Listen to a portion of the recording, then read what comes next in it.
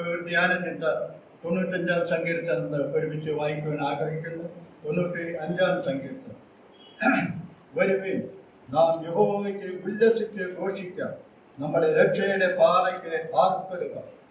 നാം സ്തോത്രത്തോടെ അവന്റെ സന്നിധിയിൽ ചെല്ലുക, സങ്കീർത്തനങ്ങളോടെ അവനെ ഘോഷിക്കാം. യഹോവ മഹാദൈവമല്ലോ, അവൻ സകല ദേവന്മാർക്കും മീതെ മഹാരാജാവ് തന്നെ.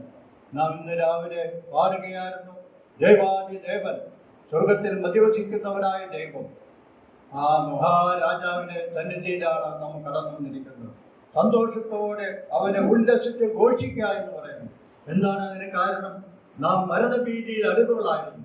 എന്നാൽ മരണഭീതിയിൽ അടിമകളായിരുന്നവരെ കൈ വിടുവിക്കുവാൻ ദൈവപുത്രൻ നമുക്ക് വേണ്ടി മരണം അനുഭവിച്ചുകൊണ്ട് മരണഭീതി നമ്മിൽ നിന്ന് നീങ്ങിയിരിക്കുകയാണ്.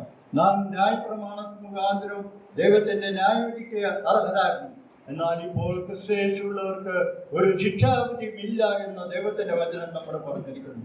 കാരണം നമുക്ക് വേണ്ടി യേശു ക്രിസ്തു മരിച്ചു അടക്കപ്പെട്ടു മാത്രമല്ല, 3-ാം നാൾ ഉയർത്തെഴുന്നേറ്റിരിക്കുകയാണ്. നമ്മുടെ നീതീകരണം അവൻ ഉറപ്പിച്ചേർന്നിരിക്കുകയാണ്. അതുകൊണ്ട് ദൈവസന്നിധിയിൽ വളരെ സന്തോഷത്തോടെ, വളരെ ഉല്ലാസത്തോടുകൂടെ അവന്റെ സന്നിധിയിൽ സ്തുതി സ്തോത്രങ്ങളോടെ കടന്നു വന്ന് ദൈവത്തെ ആരാധിക്കുവാൻ ദൈവം നമ്മെ സഹായിച്ചിരിക്കുകയാണ്. നമുക്ക് ദൈവത്തെ സ്തുതിക്കാം.